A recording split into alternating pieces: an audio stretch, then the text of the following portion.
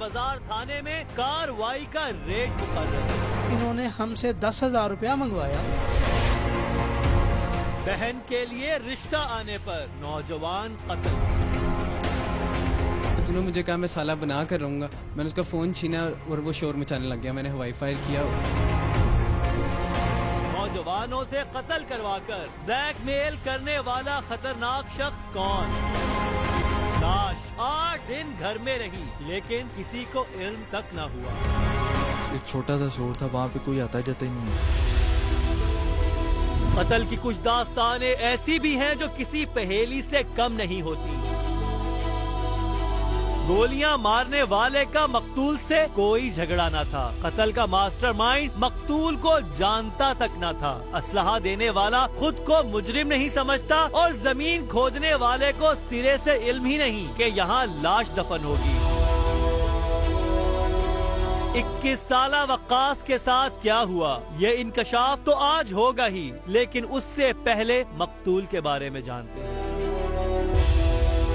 वकास एक मिलनसार लड़का था। 21 साल उसकी एज थी, 21.5 साल से अबव। और वो पहले फ्रिज एसी का कर रहा था काम। स्टडी उसने छोड़ दी थी, हिफ्ज करना स्टार्ट किया लेकिन उसे कंप्लीट नहीं हुआ।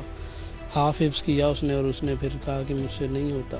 फिर उसके बाद उसने अभी लास्ट टाइम जब वो था तो वो तकरीबन 3-4 माह से मोबाइल्स और लैपटॉप्स का काम सीख रहा था, क्योंकि उसको मैंने सऊदीया बुलाना था इसी काम के लिए। जिस दिन वकास किडनैप हुआ है उससे एक दिन पहले उसके वीज़े की उधर बात की थी, लेकिन ये नहीं पता था कि ये वीज़ा ही रह जाएगा। वकास ने वकास सऊदी अरब जाने वाला था लेकिन मौत के खूनी पंजों ने उसे मोहलत ही न दी। उसे क्यों कत्ल किया गया ये भी मालूम करेंगे, लेकिन पहले ये तो जान लें कि अपने कातिलों से वो कैसे मिला। 14 फरवरी की वो मेरे मामू के बेटे की शादी थी। वहीं पे इनकी मुलाकात हुई राजा की और वकास की। वहीं पर नंबर एक्सचेंज हुए और उसके बाद और ये लगते क्या थे? राजा जो ये राजा है ये मेरी अम्मी की कजन का बेटा है। ठीक है। और जब वकास ने मुझे भी नहीं बताया कि वो इस तरह नंबर एक्सचेंज किए हैं, क्योंकि उसको तो अंदाज़ा भी नहीं था कि ये लोग उसके साथ क्या कर गुजरेंगे।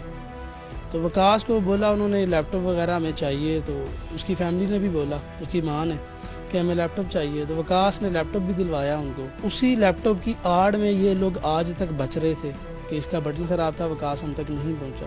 लेकिन राजा जो वकास को बार बार ये कह रहा था, जब लैपटॉप छोड़ने गए थे उसके घर पर, तो कहता है कि मेरे 3 मोबाइल हैं, वो तीनों मोबाइल मेरे तुम सेल आउट करवा दो। लेकिन वकास को मोबाइल नहीं दिखाए थे इन लोगों ने। वो तो वकास ने कहा कि ठीक है, मैं फिर किसी दिन आऊँगा तो वो मोबाइल देख लूँगा और फिर मैं कोई डील कर लूँगा। लेकिन वो बज़िद था कि आज ही जोन सा है वो मोबाइल देख लो। लैपटॉप खरीदने के बाद वक्कास को मोबाइल फोन्स का झांसा दिया गया था। मुल्जिमान उसे 3 मोबाइल फोन बेचना चाहते थे। 28-30 हज़ार के मोबाइल हैं, ये मैं तुम्हें 18 से 20 हज़ार में दिलवा दूंगा। तो वकास को लालच दे रहा था बार बार कि तुम्हारी काफी दिहाड़ी लग जाएगी। बज़ाहिर ये रकम का मामला लगता है, लेकिन असल कहानी कुछ और ही है। खाला ने मेरी इधर आकर इस घर में हमसे बात की कि राजा की छोटी बहन का वकास के साथ रिश्ता करना चाहते हैं वो लोग, आप लोगों की क्या मर्जी है। मैंने वकास से भी पूछा मजाक में भी, और वो उसने कहा नहीं यार मेरा कोई ऐसा माइंड नहीं है और अभी एज नहीं है। फिर घर वालों ने भी, हमने ये सोचा कि उसकी अभी एज नहीं है, 21 साल उसकी एज है, तो उसको अभी से इधर इस चक्कर में किधर से डाल दें। तो इसीलिए हम लोगों ने इनकार कर दिया था। जब भी नवंबर में ये बात खत्म हो गई थी। वकास के रिश्ते की बात राजा की बहन के लिए हुई, लेकिन मामला आगे ना बढ़ सका। बज़ाहिर दोनों खानदानों में मामला खत्म हो गया, लेकिन क्या वकास और राजा के दरमियान भी बात खत्म हो गई थी? ये बात राजा से जानते हैं। मेरा कजन था मकतूल, वकास नामी। वो मुझे गालियां देता था, कुछ जाती रंजिश थी, साला साला कहता था बात बात में। महज साला कहने पर कोई किसी की जान क्यों ले सकता है? ये वही नौजवान है जिसके मुताबिक उसने गैरत में कत्ल किया। लेकिन जब पुलिस उसकी फैमिली खसूसन माँ को थाने बुलाकर सवाल करती रही, तब उसकी गैरत जाने कहाँ चली गई थी? तब उसने हकीकत क्यों न बताई? ये सब भी जानेंगे, लेकिन पहले माहिर नफ्सियात से इसकी नफ्सियाती वजह जान लेंगे। इतने छोटी छोटी बातों पे इतने एक्सट्रीम और शदीद किस्म के जो इक़दामात किए जाते हैं उसके पीछे यकीनन कोई ना कोई वजह तो ज़रूर होती है। ऐसा नहीं हो सकता कि उसके पीछे कोई वजह ना हो। अब मैं छोटे से मजाक पे क्या समझता हूँ, क्या सोचता हूँ, उसे कितना सीरियसली लेता हूँ, और हमारी सोसाइटी में ये चीज़ मैटर करती है। हमारी सोसाइटी में दूसरा ट्रेंड ये है कि हम औरत के नाम पे बहुत जल्दी जज्बाती हो जाते हैं, मर्द ख़ास तौर पे, और वो चाहे बहन हो, चाहे माँ हो, चाहे घर की कोई और औरत हो, तो उसमें हमारे अंदर गैरत बहुत जल्दी जाग जाती है। बज़ाहिर कहानी हल हो गई है। उम्र के मखसूस हिस्से में जज्बात के हाथों इंसान बेकाबू हो जाता है, लेकिन अभी कई इंकशाफात बाकी हैं। ये कहानी यहीं खत्म नहीं होती। पहला उसने ये कहा कि उसने मुझे साला कहा तो मैंने उसको गोली मार दी, लेकिन उसके अंदर उसको 8 फायर लगे हुए हैं वकास को, तो साला कहने पे 1 बुलेट्स भी मार देता है, 8 फायर मारे हैं, और फिर कहते हैं कि उसी टाइम हमने उसका मर्डर कर दिया। जबकि ये बात झूठी साबित होगी कि उधर बैठने के बाद वकास ने 2 घंटे तक मेरी फैमिली के साथ कांटेक्ट किया। कहानी फिर उलझ गई है। कत्ल कैसे हुआ, किसने किया और उसकी असल वजह क्या थी, ये सब तो हम बताएंगे ही, लेकिन पहले उस कर्ब को महसूस करें जो वकास के लापता होने के बाद उसके घर वालों पर गुजरा। उस दिन जिस दिन गया उस दिन भी उसका कोई कहीं जाने का इरादा नहीं था, क्योंकि उसने जुम्मे वाले दिन की नमाज पढ़ी थी ना, वही वाले कपड़े पहने हुए थे।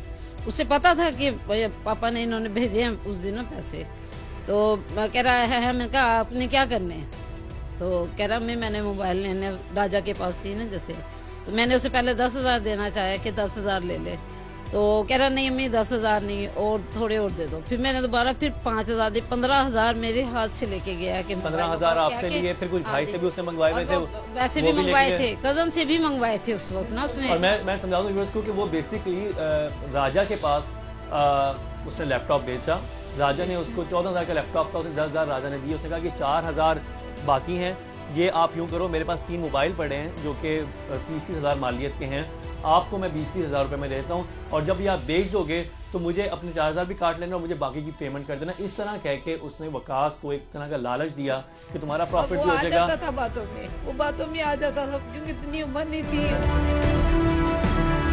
रातों को जाके कदमों के हाथ सुन के ये होता था शायद वकास आ रहा है। मुझे ये नहीं पता था कितना बड़ा काम हो गया, मुझे ये था शायद उन्होंने मार कूट के या ज्यादा होता ना हाथ पैर तोड़ के डाल दिया होगा, तो वो ठीक होगा तो फिर भेज देंगे या कुछ छोड़ देगा। इतना नहीं सोचा था कि वो इतने हद तक जाएंगे, ये क्या, और इनसे कोई दुश्मनी नहीं थी पहले। वकास लापता हुआ तो घर में कयामत आ गई। यह दुख तो वही समझ सकता है जिसका अपना लापता हुआ हो, लेकिन यहाँ कुछ और सवाल भी उठेंगे। वकास के घर वाले थाने गए तो उन्हें किस रवैये का सामना करना पड़ा। ये आरबजार थाने वाले ही थे, उन्होंने कहा कि नहीं वो याशी कर रहा है, तुम लोग परेशान हो रहे हो, वो खुद ब खुद आ जाएगा। देखो उसने मैसेज कर दिया है, वो कराची हो सकता है आपके रिलेटिव हैं, उधर जा रहा है। इन्होंने थाने वालों ने कहा आपके रिलेटिव हैं, वो उधर चला गया होगा, उनसे रब्ता करें। उनसे रब्ता किया, कोई उन्होंने कहा ऐसा नहीं, बल्कि जो रिलेटिव हैं वो सब स्टेशन उधर कराची के भी स्टेशन एयरपोर्ट से पर हर टाइम खड़े हो गए कि शायद वकास किसी ट्रेन से उतर के ना आ जाए उधर, शायद वकास किसी फ्लाइट से ना आ जाए।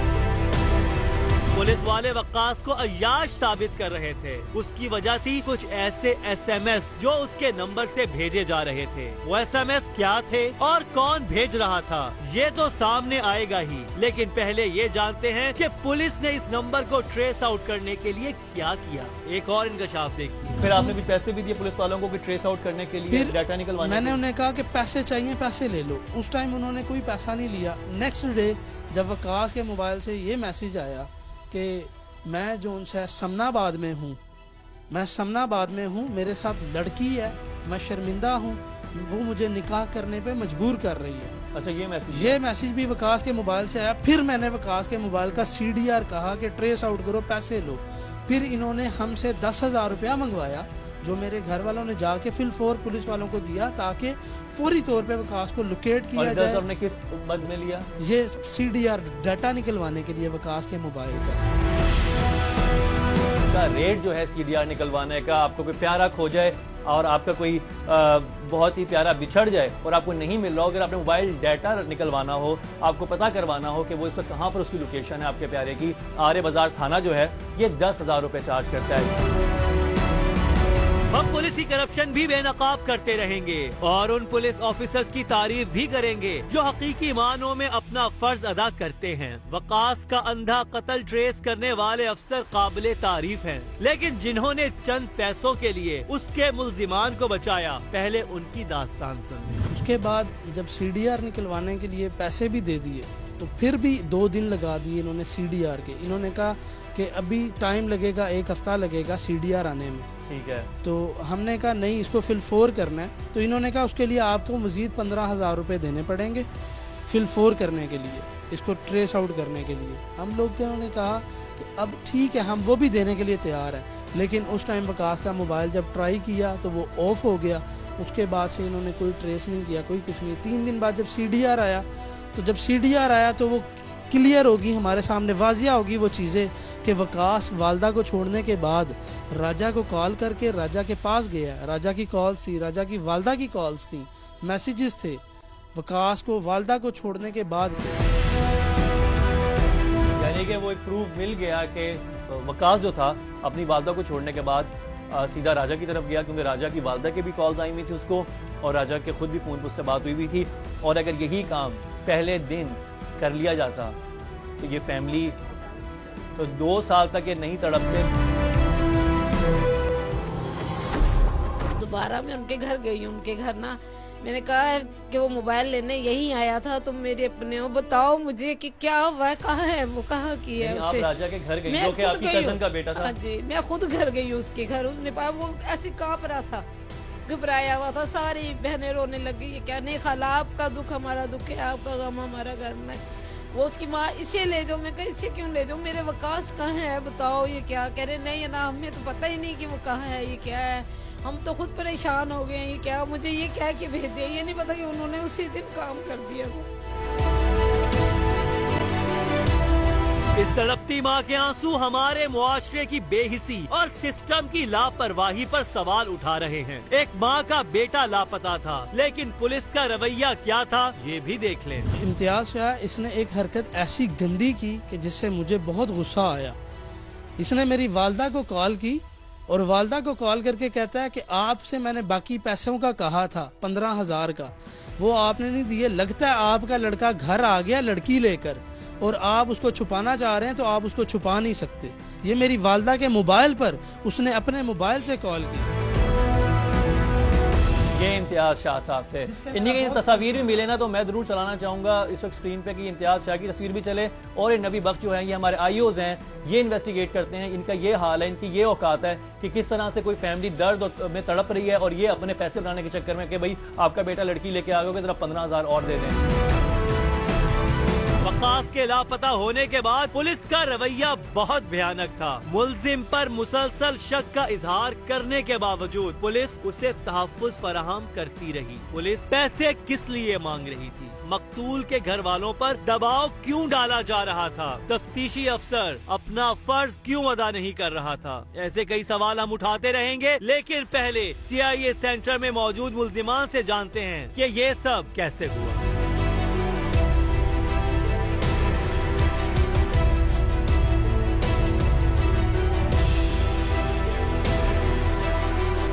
कौन मौजूद था? मैं और उस्मान। तुम और उस्मान थे? जी, और एक 3rd पर्सन भी था, वो नीचे था। वो कौन था? कामरान। नहीं, कामरान नीचे था? जी। और उसकी वालदा भी उसके घर पे थी? जी, उसकी वालदा भी घर में थी। तो कामरान नीचे क्या कर रहा था इसकी वालदा के साथ? नहीं, वो बाहर था सर, घर से बाहर था। फिर क्या हुआ सर? इस तरह मैंने उसको समझाया कि तू साला साला क्यों कहता है और तूने रिश्ता क्यों भेजा, और बाद में कहता है बड़ों ने रिश्ता भेजा, मेरा इसमें कोई सरोकार है। मैं कहा तूने मुझे कहा मैं साला बना कर रहूँगा और तूने फिर रिश्ता भी भेज दिया। इस तरह गाली गलोच हुई आपस में। तो उसने ना उठकर कहा कि तू क्या सोच रहा है, मैं किसी को बता के नहीं आया, मैं पीछे 10 बंदों को बता के आया हूँ कि मैं राजा के घर जा रहा हूँ। तो इस बात पे ना वो उठा, उसने अपना फ़ोन निकाला। मेरे हाथ में पिस्टल था सर, उसने अपना फ़ोन निकाला, मैंने उसका फ़ोन छीन लिया। मैंने उसका फ़ोन छीना और वो शोर मचाने लग गया। मैंने हवाई फायर किया उसको चुप करवाने के लिए। वक्कास को इसलिए कत्ल किया गया कि वो राजा को साला कहता था, लेकिन राजा ने तो सिर्फ हवाई फायर किया था। फिर वक्कास को गोलियां किसने मारी, उसका क्या झगड़ा था? उसने मुझे पिस्टल पकड़ाया, वो शोर मचाने लग गया। मेरे दोनों हाथों में पिस्टल था, मुझे तो ना चलाना आता है ना कुछ करना आता है। तो गोली तो इसने चलाई हुई थी, बाकी जारी बात उसमें और भी गोलियां होंगी। मेरे हाथ में था, वो उठ के ना कुर्सी से शोर मचा रहा था। मैं यार वकास बैठ जा ना शोर कर। मेरी अम्मी को आवाज़ें देने लगा, मेरी अम्मी ने भी मुझे आवाज़ें देनी शुरू कर दी, क्या हुआ है 2 मिनट बाद चुप कर गई हूँ, फिर पता नहीं कोई बाहर कोई मसला हुआ। वो हड़बड़ाहट में सर मेरे दोनों हाथों में था। उसने उठने की कोशिश की है, लपकने की कोशिश की है, मुजीब उसके पास ही खड़ा था बिल्कुल। मुझे नहीं पता लगा मेरे से क्या हुआ है, उसको कैसे गोलियां लग गई, क्योंकि ये उसके पास ही खड़ा था। कितनी गोलियां लगी? सर यकीन करें मुझे ये इल्म नहीं है, मैं उधर ही फेंका उसको पिस्टल को, मैं इसको देखने लग गया क्योंकि ये तो पास ही खड़ा था। मेरा कोई ऐसा इरादा ही नहीं था कि मैं उसको मार ही दूंगा, मेरा उससे जाती कोई मसला ही नहीं था। ये भी अजब कहानी है। कातिल का मकतूल से जाती कोई मसला ही नहीं था, जिसका झगड़ा था उसने कत्ल ही नहीं किया। लेकिन सच ये है कि एक माँ का जवान बेटा इस दुनिया से जा चुका है। इन बच्चों के पास पिस्टल कहाँ से आया, इन्हें कौन इस्तेमाल करता रहा, ये इंकशाफ भी होंगे। लेकिन पहले ये तो जान लें कि उन्हें पिस्टल चलाने का कितना तजर्बा था। क्योंकि पिस्टल मेरा नहीं था, मैंने तो एक दिन में ट्रेनिंग ली थी। अच्छा, ट्रेनिंग किससे ली थी तुमने? कामरान भाई से। कत्ल की इस दास्तान में एक और किरदार सामने आ रहा है। कामरान कौन था, वो किस अहम इदारे का मुलाजिम था और इन बच्चों को कैसे इस्तेमाल करता रहा, ये सब अब राज नहीं रहेगा। मुझे को 5-10 मिनट तो लगे होंगे। मैं बाहर गया हूँ, दरवाज़ा बंद करके मैं बाहर चला गया हूँ। कामरान तब नीचे ही था, ठीक है। मैं पानी वगैरह लेके ऊपर चला गया हूँ। मुझे नहीं था पता कामरान ने इसको पिस्टल वगैरह दे दिया हुआ। मुझे ये ज़रूर पता था इसको डराना धमकाना है, शायद कोई पिस्टल वगैरह भी होगा, ठीक है। मुझे थोड़ा बहुत हावना थी, पर ये नहीं था पता कि कामरान भी वहाँ पे आ जाएगा। कामरान ने सारा कुछ किया कराया, क्यों कामरान ने ही हमें बाद में फोर्स किया है, उसी ने बाद में हमें ब्लैकमेल किया है कि तुम ऐसे करो, इसकी बाइक को यहाँ पे कर दो, उसके फ़ोन भी वो ले गया। कामरान मुल्जिमान को कैसे ब्लैकमेल करता रहा, उसका कत्ल में क्या किरदार था, एक लड़के को साला कहने वाले के कई दुश्मन कहां से आ गए। वो सर कामरान की सपोर्ट थी और उसको ब्लैकमेल करता था कि मैं पुलिस को कह के तेरा इनकाउंटर करवा दूंगा या पीछे तेरे कोई है नहीं, क्योंकि वेपन मेरा है। अगर तूने मेरा नाम लिया, मैं इंटेलिजेंस में होता हूँ, मेरा पुलिस कुछ नहीं कर सकती, तुम लोगों को मैं मरवा दूंगा। उस ब्लैकमेलिंग के चक्कर में ये और मैं उसे पैसे देते रहे इस तरह। तुमने कितने पैसे दिए उसको? मैंने तकरीबन सर लास्ट टाइम तो उसने 13,000 मांगा, जो मेरे पास वेल नहीं था। हर बार तकरीबन 8,000 5,000 इस तरह करके और चीज़ें ले देता था। बूट हो गए, उधर हमारे तो डिपार्टमेंटल स्टोर है, वहाँ से कोई महंगे परफ्यूम या पेंट कोट वगैरह इस तरह की चीज़ें। ये शख्स सिर्फ ब्लैकमेल ही नहीं कर रहा था, बल्कि इसने इन बच्चों को असलहा मुहैया करने से लेकर लाश ठिकाने लगाने तक मुकम्मल रहनुमाई फराहम की थी। कामरान को फ़ोन किया, उसने पहले तो फ़ोन नंबर ही बंद कर दिया, बाद में फ़ोन उठाया, उसने कहा तुम किधर हो? हम उसकी बाइक पे बेदर उसी रात फिर फूल रहे थे, क्या करें, क्या हो गया, कैसे हो गया। उसने कहा जी इसकी बाइक तुम जहाँ भी हो ना कहीं भी लगा दो। हमने उसको कहा दाता साहब दरबार के पास है, उसने कहा उधर लगा दो बाइक लगाई उधर से। उसने कहा कि तुमने शापर लेने हैं, उसका फ़ोन वगैरह निकल रहा होगा, वो हमें गाइड करता रहा कि उसको शापर चढ़ा दो, खाना लपेटने वाले रोल चढ़ा दो, ऐसे कर दो, वही कर दो। हम वापस आए रिक्शे में, हमने वो सारे शापर लिए, उसको रैप करके ना, एक छोटा सा स्टोर था, वहाँ पे कोई आता जाता ही नहीं है, बिल्कुल छोटा सा स्टोर है, उधर एक बंदा भी आराम से नहीं सो सकता, उधर उसको कर दिया। लाश ठिकाने लगाने में एक और किरदार भी शामिल था, एक ऐसा बेगुनाह लड़का जो स्वाब समझकर लाश के लिए गड्ढा खोदता रहा। अब घर भी दिखाएंगे अंदर से किस तरह से वहाँ पर कहाँ पे इन्होंने डेड बॉडी को पहले रखा और फिर कहाँ पे इन्होंने दफनाया। पेटी के नीचे ना उस कामरान के साथ बात की कि भाई उधर ऐसे पेटियां पड़ी हैं, इधर अम्मी होती हैं, इधर अब्बू होते हैं, किचन है, 3 तो कमरे हैं, ऊपर हम जाते कोई नहीं और तो गंदबला ही पड़ा हुआ है। तो उसने कहा जी तुम अपनी पेटी के नीचे कर दो, ठीक है। वो घर भी आया, उसने जगह देखी, उसने कहा तुम इधर पेटी के नीचे अपने घर पे जो करना ना अपने घर पे करो। उसको फिर सर्दी घर पे जो हमारे से हो सकता था। अम्मी कहाँ थी उसमें? अम्मी थी नहीं घर पे, ना अब्बू था। इतवार के दिन अब्बू काम पे जाते हैं, इतवार बाजार। अच्छा, और अम्मी गई हुई ख़त्म पे। अम्मी ख़त्म पे गई, जो पीछे तुमने अपने ये 2-4 दिन पहले ही पता था मुझे कि ये करना है काम। नहीं, अम्मी ने जाना है। अच्छा, कि तुम लोगों को पता था कि अम्मी जाने वाले, तुमने काम ये पीछे से प्लान करना है, ठीक है। फिर कामरान को भी पता था, कामरान ने कहा फिर ऐसे। कामरान भी आ गया? नहीं, कामरान मां नहीं था, फिर तुमने और तुम दोनों ने खोदी वो जगह, हाँ जी। पेटियाँ हटाई, जगह खोदी पेटी के नीचे, फिर हाँ तो उसको वहाँ पे सज्जी दफन किया। हाँ बाद में मट्टी शट्टी डाल के प्लस्तर वगैरह कर दिया। प्लस्तर किसने किया? प्लस्तर हमने मिलकर ही किया सज्जी से। कोई और तीसरा बंदा भी था इसमें? सज्जी वो बंदा ऐसे शामिल था कि हमारे घर, क्या नाम था उसका? शहबाज।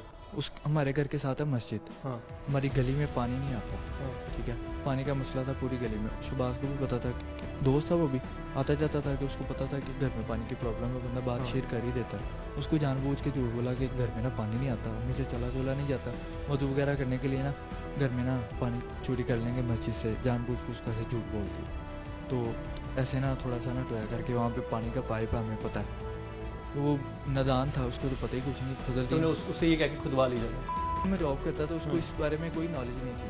फिर तो वो आया, उसने हमारा साथ दिया, पर उसको ना बाहर भेज दिया हमने। जब उसको वहाँ जब लाश को तुम लोग शिफ्ट करने लगे ऊपर से, उसको बाहर भेज दिया, क्योंकि उसको इल्म नहीं था इस बारे में। हमने कहा तू बाहर जा सीमेंट ले। वो बाहर चला गया, आधे घंटे बाद वापस आया, तब तक हमने उसको करके मिट्टी डाल दी। शहबाज कहता मिट्टी को डाल दी। हमने कहा यार पानी का पाइप लीक हो गया। कहता स्मेल आ रही। मैं कहा पानी का पाइप लीक हो गया। उसके थोड़ी देर बाद शहबाज चला गया।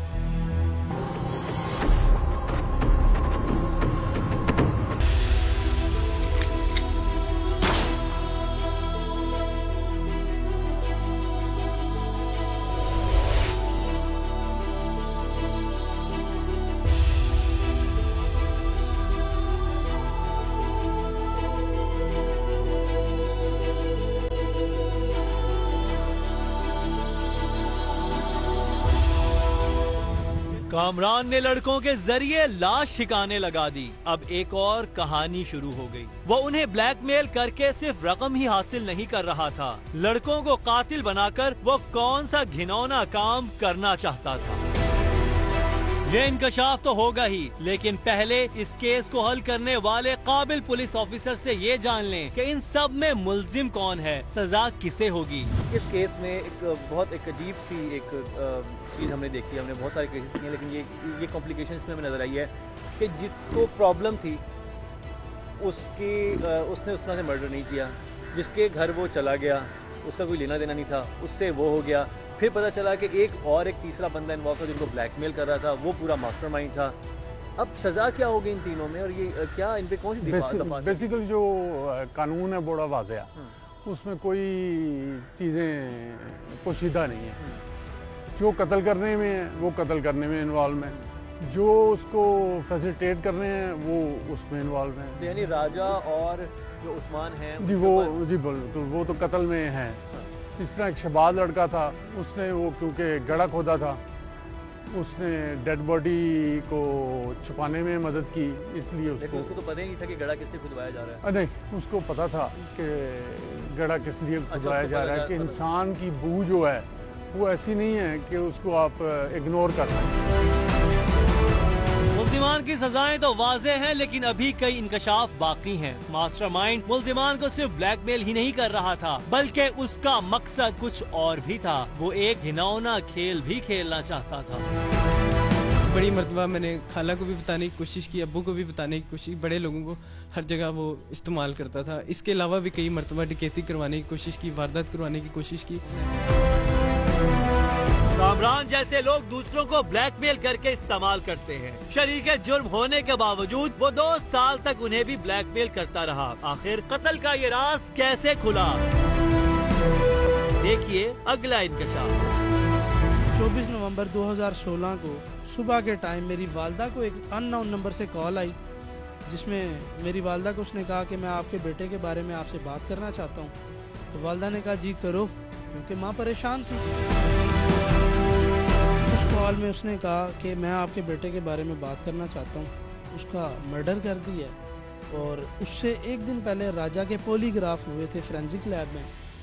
तो अगले दिन सुबह हमें कॉल आई कि आपके बेटे का मर्डर हो गया है, और अम्मी ने कहा उसकी बॉडी भी अभी होगी। ये वो वालदा थी, उन्होंने कहा कि आपको बॉडी भी मिल जाएगी, आप एक शहबाज नामी लड़का है राजा का दोस्त, इसको अरेस्ट करवाएं फौरी तौर पे। ये दुबई रात को 2 बजे तक भाग जाएगा, तो इसको अरेस्ट करवाएं ताकि आपके और इसको इंटरोगेट करवाएं सामने अपने, तो आपके लड़के को 2 घंटे के अंदर पुलिस बरामद कर लेगी उसकी बॉडी को। वकास के कातिलों की निशानदेही के लिए गुमनाम कॉल करने वाला कौन था? उसको 2 साल बाद खुदा क्यों याद आया? कहानी का एक और मोड़ शुरू हुआ चाहता है। इस वक्त मैं मौजूद हूँ रामगढ़ बाजार मुगलपुरा में, और ये बहुत ही गुंजान आबाद आपको नजर आ रहा होगा बाजार है, और इस बाजार से थोड़ा सा आगे जाएं तो उस्मान का घर है।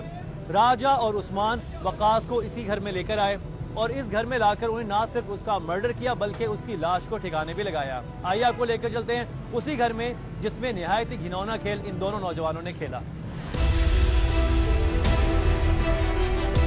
ये घर है उस्मान का, जहां पर वकास को लेकर आए, और सोचा जाए तो उस्मान की अपनी कोई भी दुश्मनी नहीं थी वकास के साथ। वो तो जानता तक नहीं था वकास को, सिर्फ अपने दोस्त राजा के कहने पर उसने इतना इंतहाई कदम उठाया, और बकौल उनका पर्पस यहाँ पर वकास को लाना सिर्फ उसको डराना धमकाना था। लेकिन डराने धमकाने वाला ये एपिसोड एक मर्डर केस में कैसे बदल गया और कैसे ही सब कुछ, ये सब चीजें अंदर कैसे हुई, आइए आपको दिखाते हैं।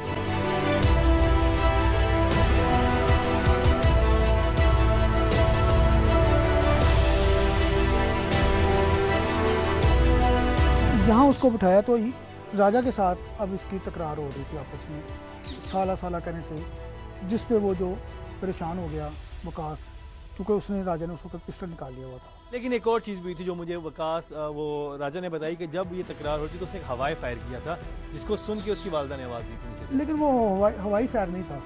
अच्छा, वो जो फायर था ना, ये मैच्योर नहीं थे ना, फायर उसको लग गया था उसको, वो इसमें परेशान हो जाता है, एकदम पिस्टल छोड़ता है तो वो उस्मान के हाथ में पिस्टल आ जाता है। वो उठकर ये दीवार की तरफ जाना शुरू करता है तो उसको राजा पकड़कर फिर उसको बिठा देता है, पकड़ लेता है।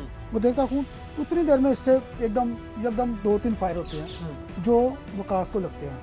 अच्छा। वो उधर ही गिर जाता है, फिर वो उठने के काबिल नहीं रहता ना उसके बाद। तो यहाँ से उन्होंने लाश ली जी। और इस कमरे में जो ऊपर ये कमरा जो बना हुआ है, इस कमरे में एक स्टोर होता था आज से ये स्टोर था।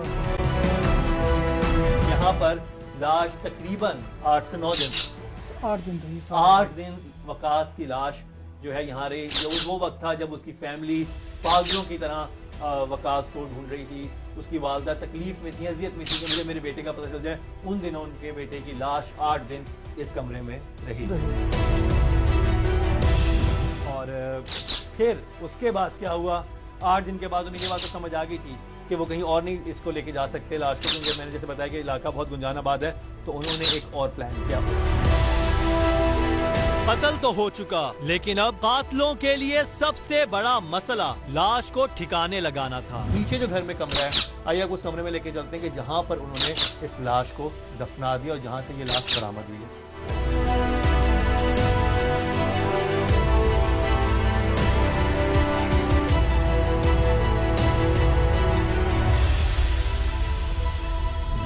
ये कमरा है और कहां से लाश बरामद हुई।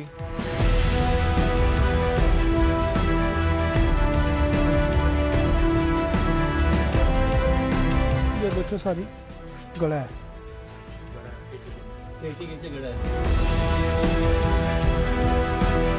8 रोज हो चुके थे लाश के ऊपर स्टोर में पड़े हुए, और फिर उन्होंने ये जगह जो है इस पेटी को हटवाया, और आपको तस्वीरें हम दिखा रहे हैं सो इमेजेस के। इस पेटी को हटवा के उन्होंने फिर यहाँ पर उसको दफना दिया। और कितने फीट की एरिया था ये? जब उन्होंने गला खुदाया, जब ये मुकम्मल हो गया, ये तकरीबन 3 फुट गहराई थी इसकी और 6 फुट इसकी लंबाई थी और 2-2.5 फुट इसकी चौड़ाई थी। इसको जब खुदा दिया तो उसको कभी आप बाज़ार से जाके ना सीमेंट लें, उसको सीमेंट लेने के बहाने उन्होंने बाज़ार भेज दिया। जब वो बाज़ार चला गया तो वो ऊपर से उसकी डेड बॉडी लेके नीचे आ गई। डेड बॉडी जो थी ना, उसको उन्होंने शॉपर बैग्स होते हैं ना, उसमें रैप किया हुआ था, और उसके ऊपर वो जो पीले रंग की टेप होती है उसके साथ उसको बंद किया हुआ। ये वो जगह थी जहाँ पर 1.5 साल तक उनकी लाश वकास की दफन रही, और ये वो घर है जहाँ पर उस्मान अपने दोस्त राजा के कहने पर उसके एक जानने वाले को रिलेटिव भी लगता था उसको लेकर आए। मकसद उनका डराना धमकाना था, लेकिन डराना धमकाने की